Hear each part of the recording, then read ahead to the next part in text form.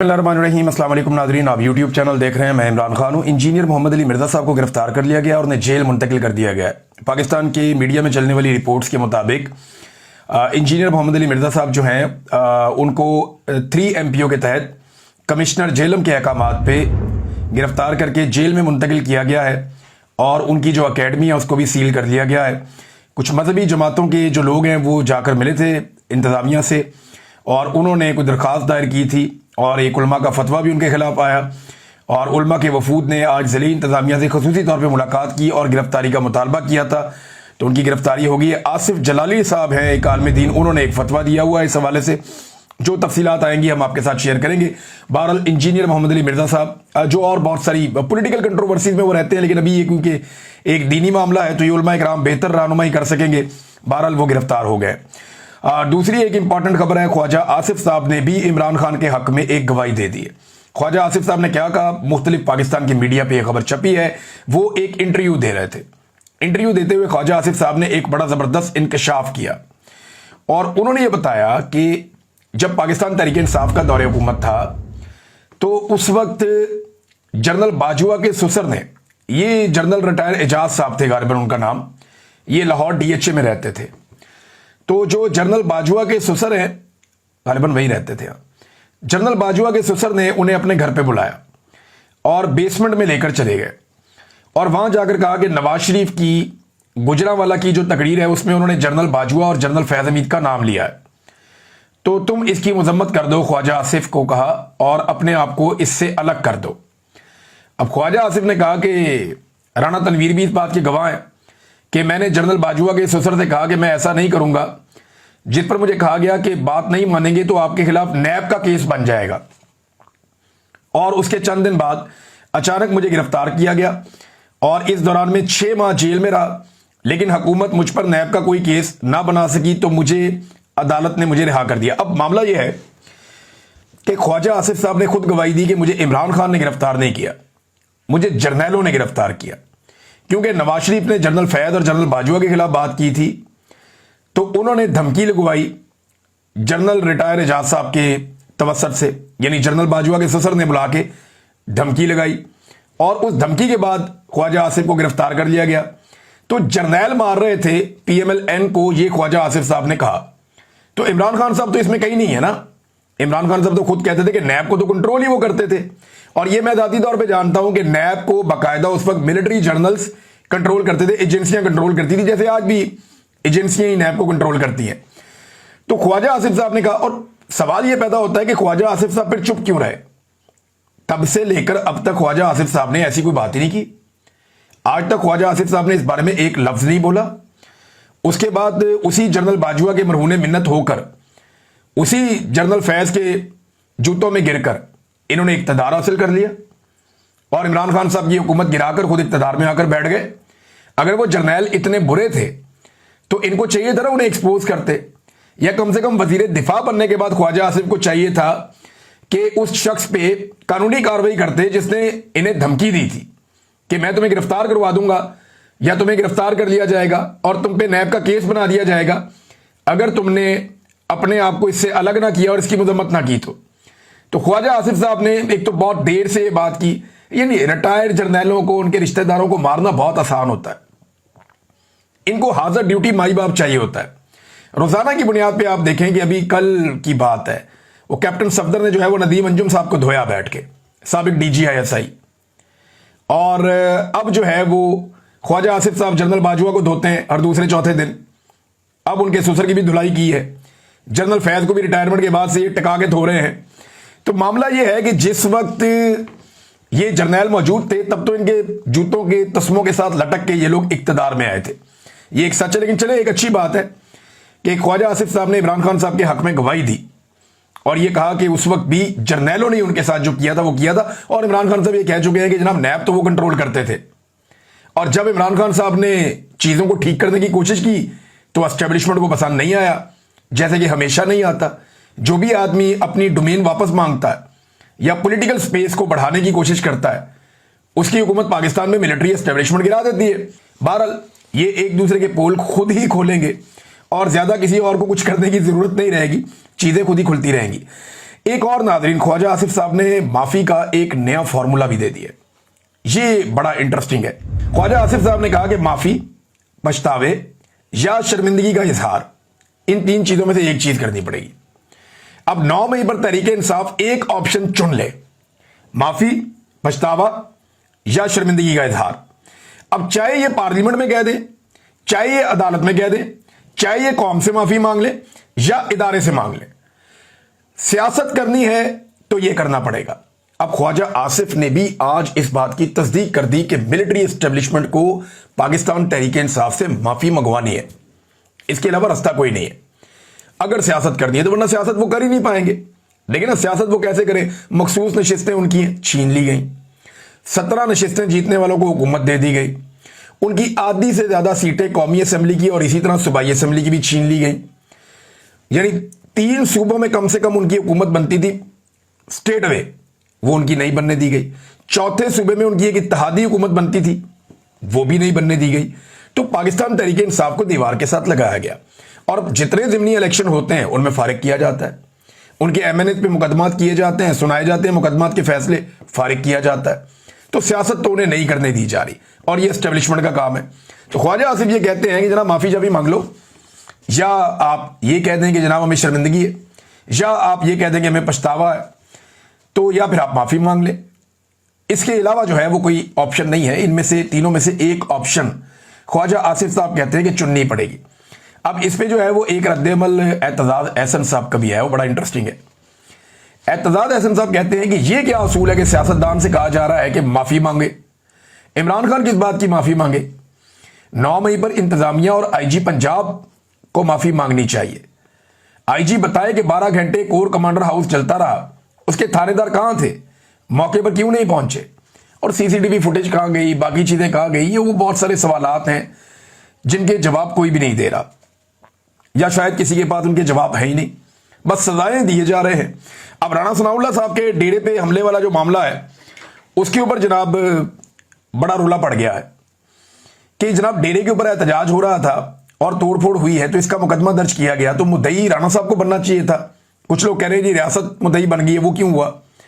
چلے یہ تو آپ چھوڑے بات، معاملہ یہ ہے کہ توڑ پھوڑ کا جو کیس ہے اس میں جو سزائیں دی جا رہی ہیں وہ تو ایسے دی جا رہی ہیں کہ کوئی قتل و غارت گری ہو گئی ہے۔ 10-10 سال کی سزائیں دے دی اٹھا کے 60 کے قریب بندوں کو، اور اس کے علاوہ کئی بندوں کو جو ہے وہ 3-3 سال کی سزائیں دے دی۔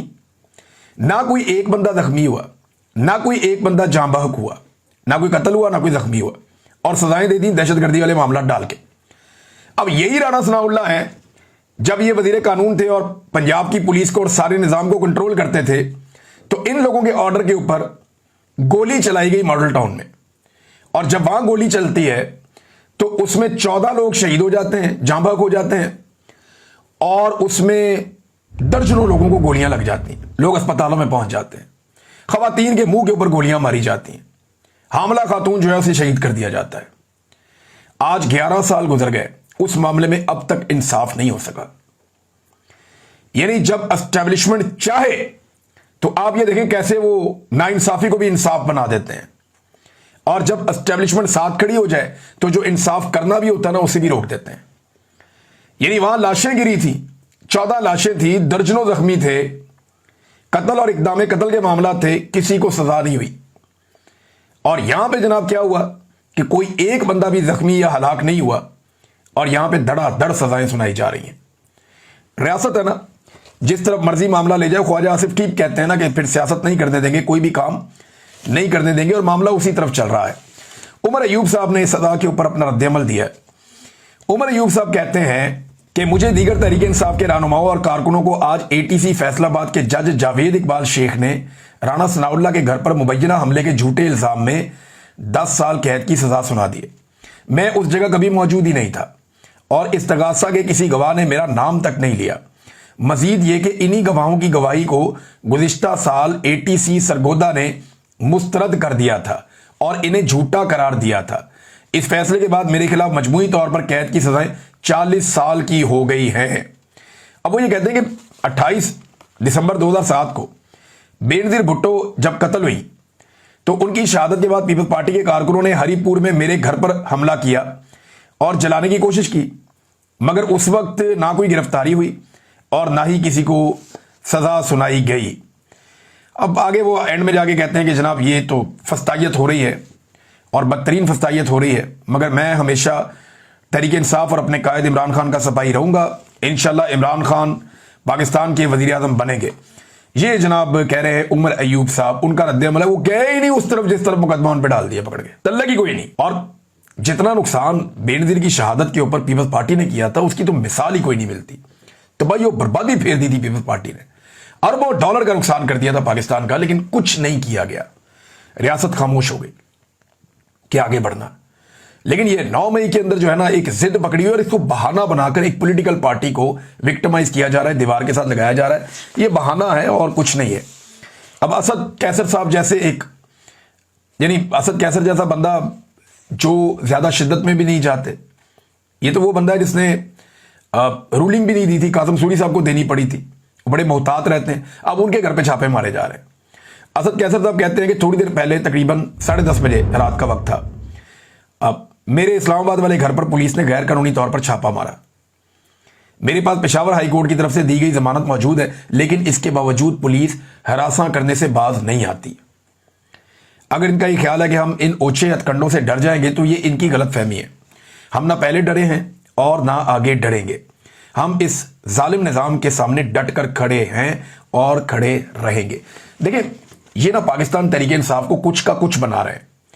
ये चले जाना है इन एस्टेब्लिशमेंट के लोगों ने, ये PMLN और पीपल्स पार्टी के समझने की बात है कि ये जो एस्टेब्लिशमेंट की अभी एक हायरार्की है ना, जिसमें फील्ड मार्शल साहब हैं, DGI है, जो 2 4 5 6 और ये सेक्टर कमांडर्स या कोई सीनियर ऑफिसर्स हैं, इन्होंने हमेशा नहीं रहना, इन्होंने चले जाना है। लेकिन आपने और आपके बच्चों ने या आपकी पॉलिटिकल पार्टीज ने यहीं पे सियासत करनी है।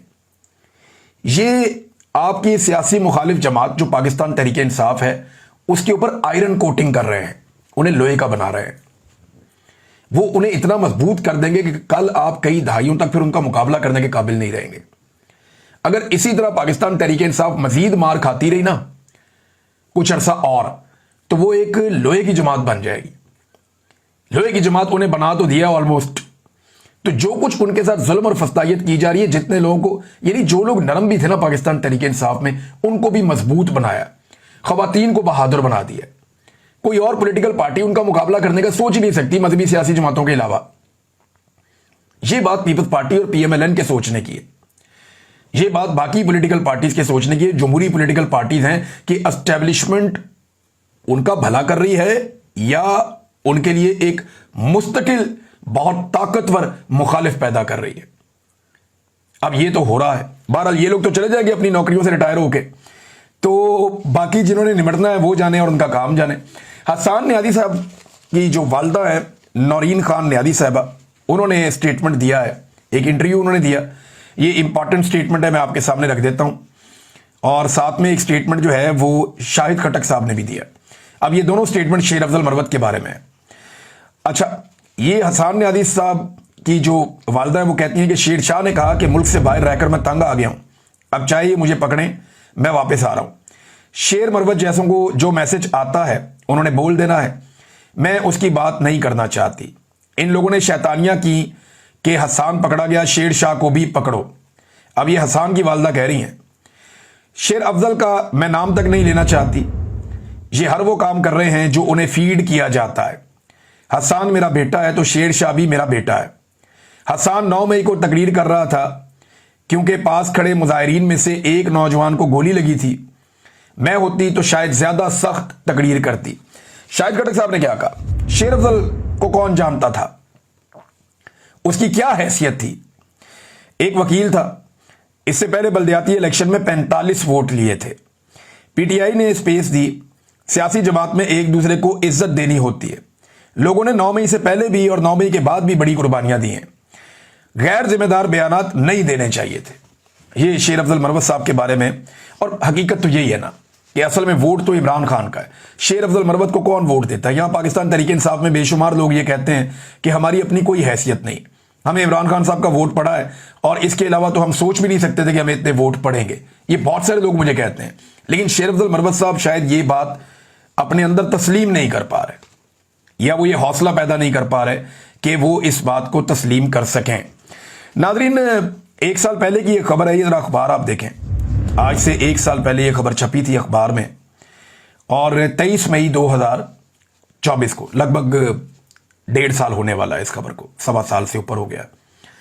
ये खबर छपी जनाब अखबार के अंदर, और खबर ये थी कि UAE यानी मुत्तहिदा अरब अमारात पाकिस्तान में सरमायाकारी के लिए $10 अरब उन्होंने मुख्तस कर दिए हैं। शहबाज शरीफ ने बताया था उस दिन कि हमने जनाब कशकोल तोड़ दिया है, और शहबाज शरीफ साहब ने कहा जी कशकोल टूट गया, हम आवाम को तरबियत देंगे। वजीर आज़म IT कंपनियों की मफामती याददाश्तों पर दस्तखत हो गए, और चीनी की कीमत में इजाफा कबूल नहीं है, और यानी 140 रुपए पूरा साल 140 रुपए चीनी फरामी की जाए, इसको यकीनी बनाया जाए, और बहुत सारी और बातें की इन्होंने। अब ये शहबाज शरीफ साहब के दावे थे, लेकिन आज तकरीबन 1.25 साल गुजर गया, कोई $1 अरब भी आया? किधर है, कहां आया? $10 अरब के दावे किए शहबाज शरीफ ने। इन्होंने कौम को ट्रक की बत्ती के पीछे ही लगाया हमेशा। वो चीनी जो इसके अंदर बयान लगा हुआ 140 वाली, वो 200 से ऊपर की बिकती रही अभी, और अभी और ऊपर जाएगी, जो ये बाहर से कारनामा करके इंपोर्ट कर रहे हैं। पहले बाहर एक्सपोर्ट कर दी, अब वापस इंपोर्ट कर रहे हैं। ये इनकी हरकतें जिनकी वजह से पाकिस्तान यहां तक पहुंच गया। और यहां पे एक जज साहब का बयान है नाज़रीन, वो बड़ा इंटरेस्टिंग है। जज साहब ये कहते हैं कि आर्टिकल 10A के तहत फेयर ट्रायल एक बुनियादी हक है। ये देखें आप, ये एक्सप्रेस न्यूज के ऊपर खबर छपी हुई है, और सुप्रीम कोर्ट ऑफ पाकिस्तान से मुअज़्ज़िज़ जज ने ये बात की है कि जस्टिस मोहम्मद अली मजहर ये केस सुन रहे थे। इन्होंने कहा जी कि फेयर ट्रायल का हक आइन के आर्टिकल 10A के तहत एक बुनियादी हक बन गया है। मुनासिब कानूनी अमल एक लाजमी शर्त है जिसका हर सतह पर एहतराम किया जाना चाहिए। फेयर ट्रायल का हक इस बात का तकाजा करता है कि किसी को उस वक्त तक सजा नहीं दी जानी चाहिए जब तक उसे जवाब देने और अपना मुकदमा पेश करने का मुनासिब और मुनसिफाना मौका ना दिया जाए। क्या इमरान खान को यह मौका मिला है? यहां सुप्रीम कोर्ट ऑफ पाकिस्तान ये फैसला दे रही है, और उसके अंदर ये चीजें सामने आ रही हैं। लेकिन मामला यह है कि क्या इमरान खान को फेयर ट्रायल का हक मिला है? इमरान खान को तो यह हक मिला ही नहीं। जिरा करने की इजाजत नहीं मिलती उनके वकीलों को, मीडिया को और फैमिलीज को अंदर जाने की इजाजत नहीं मिलती। बाद औक़ात वकला को भी बाहर कर दिया जाता है। रातों को देर देर तक अदालतें लगाई जाती हैं और ट्रायल चलाए जाते हैं। जेल में एक हॉस्टाइल किस्म के एनवायरनमेंट के अंदर ट्रायल चलाए गए। ट्रायल इतने फेयर थे कि जजेस बेचारों की बार बार हालत खराब हो जाती थी। ऐसे जालिमाना ट्रायल किए गए पाकिस्तान तहरीक इंसाफ के लीडर इमरान खान के। और अब यहां जज साहब कह रहे हैं सुप्रीम कोर्ट में कि फेयर ट्रायल का हक जो है ये बुनियादी हक है, बुनियादी इंसानी हक है ये। तो ये बुनियादी हक से इमरान खान साहब को महरूम कर दिया गया। वैसे ऐसा लगता है कि पाकिस्तान तहरीक इंसाफ और इमरान खान साहब के बुनियादी हकूक मुअत्तल हो गए। नाज़रीन, जापान से कुछ वीडियोज आई, तस्वीर आई। अव्वल तो मरियम नवाज साहबा को जापानियों ने मुंह ही नहीं लगाया, जो मुझे दिखाई दे रहा है। और जापानियों ने क्या मुंह लगाना था, उन्हें वहां पाकिस्तानियों ने भी मुंह नहीं लगाया, जो मुझे दिखाई दे रहा है। मुझे अनफॉर्चुनेटली ये कहना पड़ रहा है। मैं इस तरह के अल्फाज बोलने का आदी नहीं हूं, मुझे कहना भी नहीं चाहिए था, लेकिन हकीकत यही है। वहां पे चंद लोगों के अलावा वही शक्लें थी, वो घूम घूम के आती थी। या एम्बेसी के थोड़े से लोग थे, या कोई थोड़े से पाकिस्तानी थे जिनको इन्होंने ओहदे दिए हुए, वो घूम घूम के आते थे। एयरपोर्ट पे भी वही होते थे, इस जगह भी वही होते थे, उस जगह भी वही होते थे। हर जगह उन्हीं को घुमा घुमा के बार बार गुलदस्ते लेके पहुंच जाते थे। तो इस तरह घुमा फिर आगे चक्कर दे के इन्होंने ये अपना दौरा बड़ी मुश्किल से मुकम्मल किया। लेकिन मैं जापान की वीडियोज और वो देख रहा था। अमीर तरीन मुल्क है, वो पाकिस्तान को कर्जा देता है, लेकिन उनकी टेबल, उनकी कुर्सियां, उनके कॉन्फ्रेंस रूम, जहां पे मरियम नवाज को बिठा के ब्रीफिंग्स दी गई, वो जगह इतनी सिर्फ बुनियादी फैसिलिटीज थी, कोई लग्जरी वहां नहीं थी। सिर्फ काम के लिए आते हैं वो लोग, और जितना जरूरत हो उतना ही इस्तेमाल करते हैं। यहां पे आप वजीर आला हाउस में घुसे तो क्या लेविश किस्म के सोफे हैं, क्या शानदार किस्म की टेबल्स है, क्या जबरदस्त किस्म की वहां चेयर्स लगी हुई है। कमाल जबरदस्त माहौल बनाते, VVIP किस्म का कल्चर है पाकिस्तान में। जापान में मैं वो टेबल्स और चेयर्स देख के हैरान रह गया। सारे के सारे एक ही तरह की कुर्सियों पे बैठे हुए हैं और आपस में बातचीत कर रहे हैं। यहां तो जनाब जब तक सदारत वाली कुर्सी कोई 1 फुट ऊंची ना हो जाए तब तक किसी को सुकून ही नहीं आता। पाकिस्तान की वीडियोस आप देख लें इनकी, और जापान की वीडियोस आप देख लें इनकी। पाकिस्तान के मनाजिर देख लें और देखें, जापान ऐसे ही आगे नहीं निकल गया। उन्होंने ये फैसला किया कि पैसा जहां खर्च करना है वहीं खर्च करना है, जहां खर्च नहीं करना वहां खर्च नहीं करना। कर्जे ले लेकर सूबे चल रहे हैं और इनकी अयाशियां खत्म नहीं हो रही। अंदाजा करें, जापानियों ने देखा होगा कि यार ये अपना लाओ लश्कर ही पूरा लेकर आ गए हैं। अपनी बेटियां ले आए, दामादों को ले आए, अपने नवासियों को ले आए, अपनी मेकअप आर्टिस्ट को ले आए, अपनी जाती मुलाजमाओं को लेकर आ गए, अपने ब्यूरोक्रेट्स के बच्चों को लेकर आ गए, अपने वजीरों के बच्चों को लेकर आ गए, अपनी बेटियों की सहेलियों को लेकर आ गए। वो भाई खाना खराब, वो तुम लोग किसी मुल्क के बादशाह हो, वो कर्जा देना हमारे मुल्क ने दुनिया का। भाई ये मुंह उठा के सारा लटरम पटरम पूरा टब्बर लेके उनके रिश्तेदारों को, दोस्तों को लेके ये पहुंच गए जनाब जापान के दौरे के ऊपर। हद हो गई। वैसे जापानी भी देख के हैरान होते होंगे और उन्हें बड़े आराम से समझ आ जाएगी कि हमारे जवाल के असबाब क्या है। हम पढ़ा करते थे ना माजी में, मुगल सल्तनत के जवाल के असबाब, ये माशिर दुलूम की किताब में होता था। ये मुस्तकबिल में जब हमारे बच्चे किताबें पढ़ा करेंगे ना, तो पाकिस्तान के जवाल के असबाब में इस किस्म के घटिया सियासतदान और ये खानदानी सियासत का जो घटियापन है, ये एक बहुत बड़ी वजह होगा। अब तक के लिए इतने, अपना ख्याल रखिएगा, अपने चैनल का भी। अल्लाह हाफिज़।